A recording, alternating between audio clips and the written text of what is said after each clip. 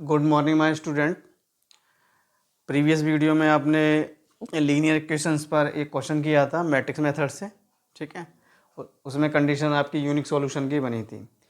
ये वाला क्वेश्चन है क्वेश्चन नंबर 2। इसमें इनफाइनाइट सॉल्यूशंस मिलेंगे आपको। आइए इस क्वेश्चन को अपन सॉल्व करते हैं, ठीक है।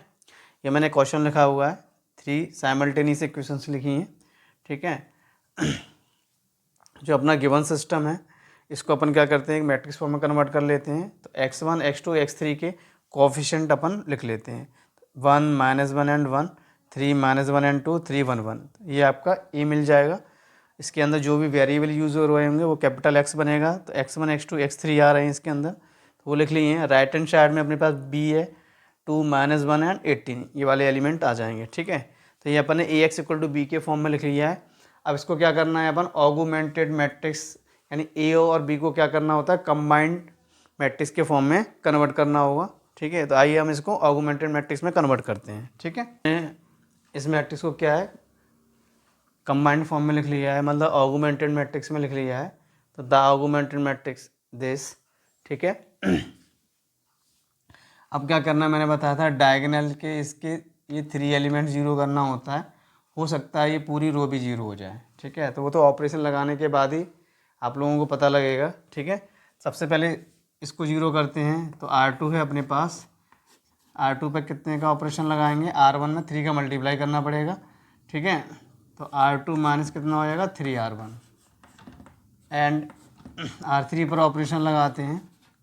R3 पर ऑपरेशन लगाएंगे, R3 माइनस कितना हो जाएगा अपने पास, 3R एंड 1।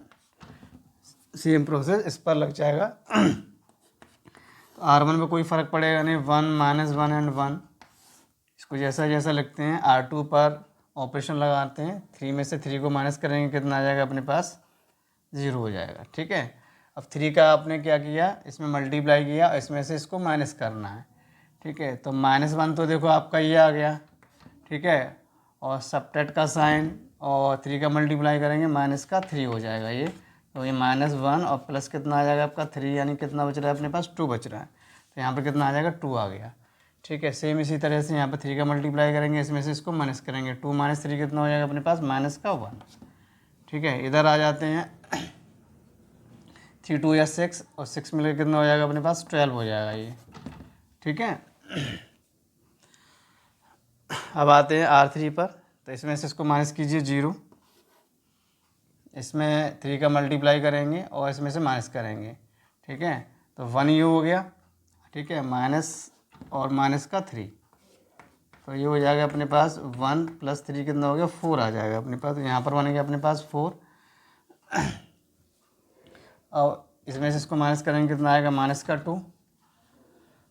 इधर आ जाते हैं अपन, इधर इंटू करना है 3 का, 3 2 या 6 और 6 इसमें से माइनस करेंगे, 18 और 6 मिलके हो जाएगा अपने पास 24। तो माइनस का 24 आ जाएगा।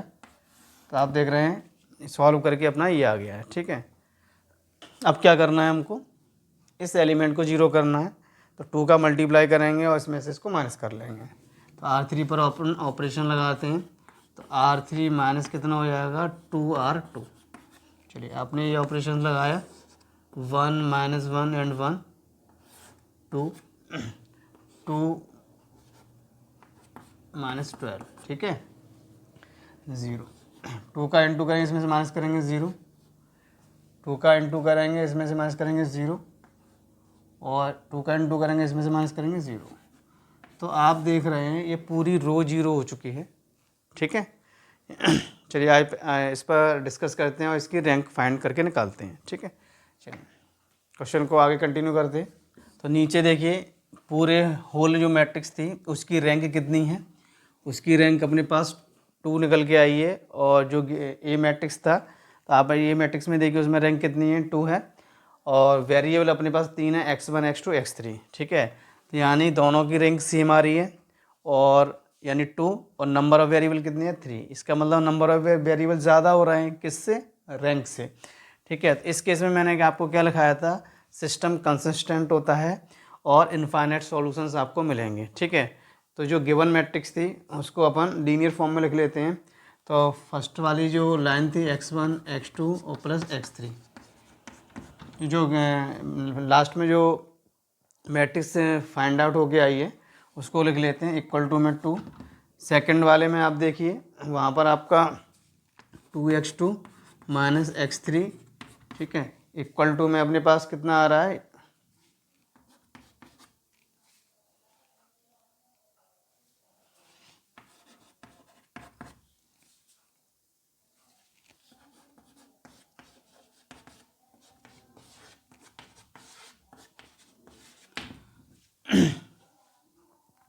देखिए तो नीचे जो इक्वेशंस थी तो आपने जो मैट्रिक्स है उसको आपको किस फॉर्म में लीनियर फॉर्म में कन्वर्ट कर लिया है।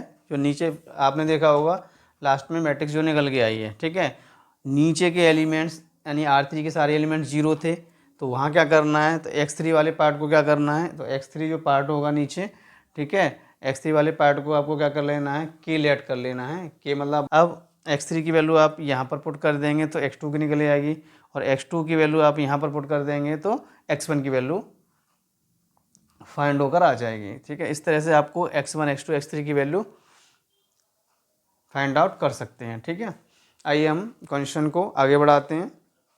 x3 की वैल्यू को x2 में पुट कर देते हैं। फ्रॉम इक्वेशन 2 में पुट कर देते हैं। 2x2 माइनस x3 की वैल्यू अपन ने के पुट कर दी -12। यहाँ से x2 की वैल्यू निकाल लीजिए, 2x2 माइनस का 12 राइट साइड में ट्रांसफ़र कर देते हैं, के आ जाएगा, और x2 तो के माइनस का 12 और 2 से अपन डिवाइड कर देते हैं। ठीक है, तो अपने पास क्या निकल के आ गया, के -12/2। x2 की वैल्यू ये निकल के आ गई है। x2 और x3 की वैल्यू आपको फ्रॉम इक्वेशन फर्स्ट में पुट कर देना है। ठीक है, x2 और मैंने x3 की वैल्यू इक्वेशन फर्स्ट में पुट कर दी है। ठीक है, इसको आगे सॉल्व कर लेते हैं। ठीक है, तो माइनस का मैं मल्टीप्लाई कर देता हूँ, माइनस का के माइनस माइनस प्लस हो जाएगा अपने पास, प्लस का 12। ठीक है, इसको मैं अलग ही कर देता हूँ, है ना, तो इसका भी डिवाइड कर दें, के अपॉन 2 हो जाएगा, और माइनस माइनस प्लस हो जाएगा, तो ये अपने पास कितना हो जाएगा, 6 हो जाएगा प्लस का। ठीक है, इधर अपने पास प्लस का के इक्वल टू 2। ठीक है, इसको राइट साइड में अपन ट्रांसफ़र कर देते हैं। ठीक है, तो x1 इक्वल टू 2 माइनस का 6, ये पॉजिटिव हो जाएगा, प्लस का k/2 और माइनस का k। ठीक है, इसको सॉल्व कर लेते हैं, आगे कंटिन्यू करते हैं। तो देखिए हमने क्या किया है, यहाँ पर एलसीएम ले लिया है k/2 माइनस का 2 की, तो एलसीएम में k सॉल्व हो जाएगा, k में से 2k को माइनस करेंगे, माइनस का k/2 आ जाएगा। तो आपने देखा x1 की, x2 की और x3 की वैल्यू फाइंड आउट होके आ चुकी है। ठीक है, यानी आप देख रहे हैं क्या के अपन क्या लिया था, कांस्टेंट लिया था। के की वैल्यू आपकी इनफाइनाइट हो सकती है, यानी के की वैल्यू आप जिसमें जितनी भी वैल्यू पुट करेंगे तो आपको इनफाइनाइट वैल्यूज़ मिलती जाएंगी। जैसे के की वैल्यू सपोज आपने 0 पुट की तो -4 आ जाएगा। ठीक है, यहाँ पर भी 0 पुट की, इस तरह से 0 पुट की, तो यहाँ से x1 x2 x3 की वैल्यू फाइंड निकलती जाएंगी। 1 रख सकते हो, 2 रख सकते हो, 3 हो सकते हो, जितनी वैल्यू आप रखोगे उतनी वैल्यू आपको मिलेंगी। यानी इससे आपको क्या होगा, इनफाइनाइट नंबर ऑफ सॉल्यूशंस मिलेंगे। ठीक है, क्वेश्चन आपको समझ में आ गया होगा। जिस स्टूडेंट को क्वेश्चन समझ में नहीं आया हो कमेंट सेक्शन में बता सकता है। ठीक है प्यारे बच्चों, आपको वीडियो समझ में आ रही है ना। ठीक है, क्वेश्चन सभी को समझ में आ रहा है। जिस स्टूडेंट को क्वेश्चन समझ में नहीं आ रहा है कमेंट सेक्शन में बता सकता है, और चैनल को लाइक और सब्सक्राइब करना ना भूलें। ठीक है, राधे राधे, नेक्स्ट वीडियो में मिलते हैं।